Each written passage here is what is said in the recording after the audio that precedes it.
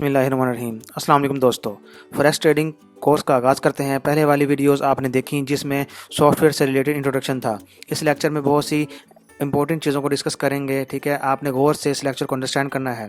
ठीक है, तो पहले पॉइंट पे है buy and sell concept, second पे है major currency pair in forex market, और थर्ड पे है percentage of major pairs in the world, और लास्ट में होगा डिफरेंस बिटवीन पेयर्स। तो जैसे कि मैंने आपको पहले वाली वीडियोस में बताया था कि जो वाइट वाली कैंडल्स है वो नीचे से ऊपर की तरफ जाती हैं, और जो सेल वाली कैंडल है वो ऊपर से नीचे की तरफ आ रही होती हैं। ठीक है, तो जब आप ये देखेंगे अगर वाइट कैंडल बनना शुरू हुई है तो आप यहाँ से बाय करें, और अगर इसी तरीके से अगर ब्लैक वाली कैंडल बनना शुरू हो तो आपने सेल की ट्रेड लेनी है। लेकिन अगर वाइट कैंडल बनना शुरू हुई है तो आपने सेल की ट्रेड ले ली तो आपको लॉस हो जाएगा।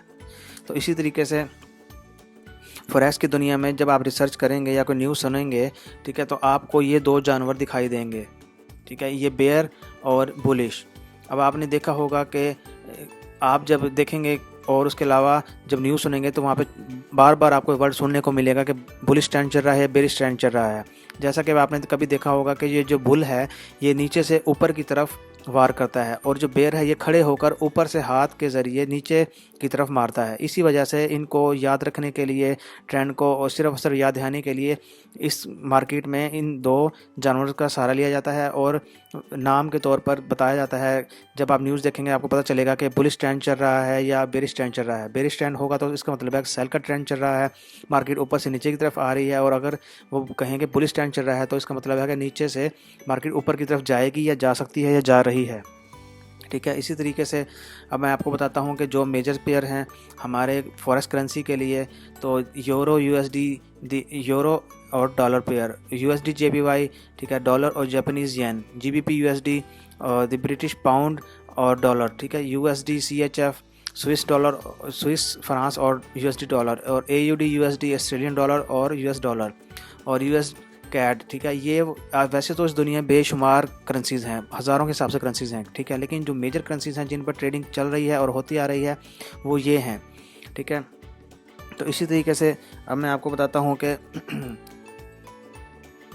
तो आपने ये चीज़ नोट की है कि जो भी पेयर है जैसे euro USD, USD JPY, GBP USD, इन सब के साथ यूएसडी क्यों लगा हुआ है। ठीक है, आपने महसूस किया होगा, आपने देखा होगा, ठीक है, कि हर एक पेयर के साथ आप यहाँ पे यूरो और जेपीवाई क्यों नहीं है, ठीक है, यहाँ पे जीबीपी सीएचएफ क्यों नहीं है। अब हर एक करेंसी के साथ यूएसडी लगा हुआ है। क्यों? क्योंकि ये एक मेजर करेंसी है, ये बेसिक करेंसी है, कोर करेंसी है। ठीक है, और मैं आपको बताता हूँ कि देखें कि बेस करेंसी और कोर करेंसी क्या होती है।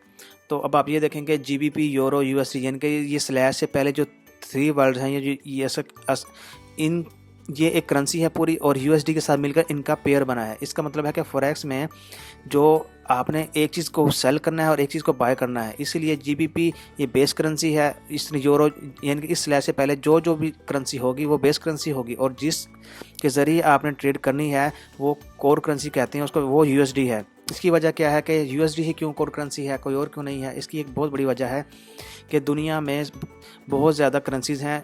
तो अब ये देखें कि 4% जीबीपी 4% पूरी दुनिया में करेंसी का बिज़नेस कर रही है, और इसी तरीके से जेपीवाई भी इस पूरी दुनिया में सिर्फ 4% का बिज़नेस कर रही है, और यूरो है, यूरो 2% का बिज़नेस पूरी दुनिया में कर रही है। ठीक है, अब आप और बाकी सारी मुकम्मल जो करेंसी है जिसमें पाकिस्तान, पीकेआर और बाकी सारे मुल्क शामिल हैं, वो 28% है पूरी दुनिया में जो बिज़नेस कर रही है, मगर उसके मुकाबले में सिर्फ यूएसडी है जो कि 62% का बिज़नेस कर रही है। सबसे ज़्यादा बिज़नेस यूएसडी के ज़रिए हो रहा है। यही वजह है कि बाकी करेंसीज़ को इस यूएसडी के साथ पेयर बना दिया गया है। ठीक है, जिसकी वजह से अब हम ये देखते हैं ना कि जैसे कि आपको बताऊं जी, तो मैं आपको बताता हूँ कि फॉरेक्स में ये देखें कि अगर जीबीपी ऊपर जा रहा है तो इधर से यूएसडी नीचे आ रही होती है। ठीक है, यूएसडी नीचे आ रहा होता है। तो इसी तरीके से अगर यूएसडी ऊपर जाएगा तो जीबीपी नीचे आएगा।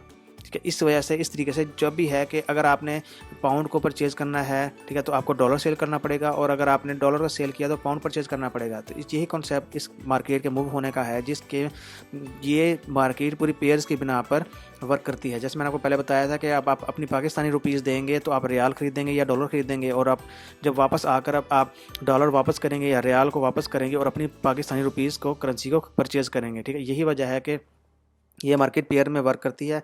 बेसिकली बाय एंड सेल का कॉन्सेप्ट था, ठीक है। तो उम्मीद करता हूँ आपको इसके समझ आ गया होगा। वीडियोस को इसलिए ज़्यादा लंबा नहीं करता कि आपको थोड़ा थोड़ा समझाऊँ, अच्छी तरीके से आप समझ पाएँ और मुझे भी लेक्चर अपलोड करने में आसानी रहे।